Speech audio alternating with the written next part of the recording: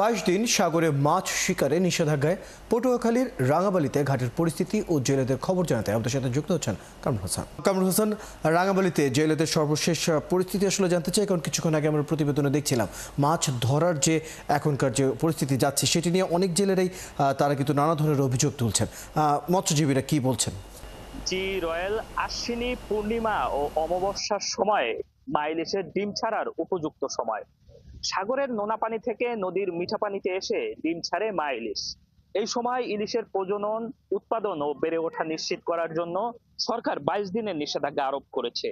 তাই এই সময় হাজার হাজার জেলেরা কর্মহীন হয়ে পড়ে এবং বেকার সময় পার করে। আমি এই মুহূর্তে আগুনমুখা নদীর মৎস্য ঘাটে অবস্থান করছি। এই ঘাটে দেখছেন অসংখ্য জেলে ট্রলার কিন্তু এসে ইতিমধ্যে নোঙর করেছে।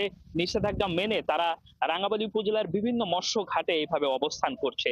জেলেরা বলছেন এই সময় তারা কর্মহীন হয়ে পড়েন এবং বেকার হয়ে পড়েন, যার কারণে আয় রোজগার থাকে না এবং সংসার টানাপোড়েনে চলে। মৎস্য বিভাগের পক্ষ থেকে বলা হচ্ছে নিষেধাজ্ঞা মেনে চলা জেলেদেরকে 25 কেজি করে চাল দেওয়া হবে, কিন্তু জেলেরা বলছেন যে আসলে 25 কেজি চাল পর্যাপ্ত নয় এই 22 দিনের জন্য। সেই সঙ্গে তারা বলছেন যে সঠিক সময় মতো চাল বিতরণ হয় না। অনেক ক্ষেত্রেই দেখা যায় নিষেধাজ্ঞার শেষ দিকে চাল বিতরণ করা হয়, যা জেলেদের তেমন কোনো কাজেই আসছে না। সেই সঙ্গে জেলেরা অভিযোগ তুলছেন যে আসলে অনেক অনিবন্ধিত জেলে রয়েছে এবং নিবন্ধনের মধ্যেও কেউ কেউ এই সরকারের সহায়তা থেকে বঞ্চিত হচ্ছেন।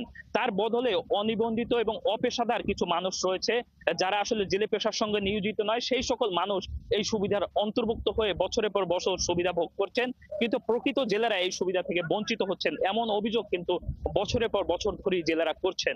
কিন্তু প্রশাসনের পক্ষ থেকে বলা হচ্ছে জেলে তালিকা হালনাগাদ করা হবে এবং প্রকৃত জেলেদের অন্তর্ভুক্ত করা হবে, এমনটি তারা বলছেন। এবং সেই সঙ্গে রয়েল, আপনাকে আরো একটি গুরুত্বপূর্ণ তথ্য জানিয়ে রাখতে চাই।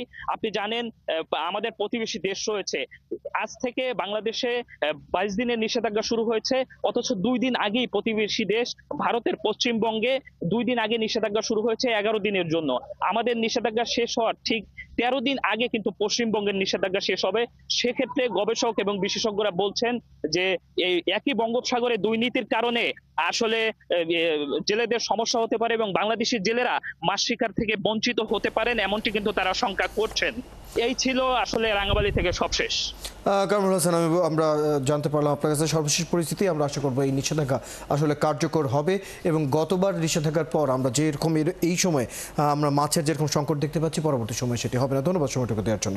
দর্শক, আমাদের সাথে রাঙাবালী থেকে, পটুয়াখালী রাঙাবালী থেকে যুক্ত ছিলেন সহকর্মী কামরুল হাসান।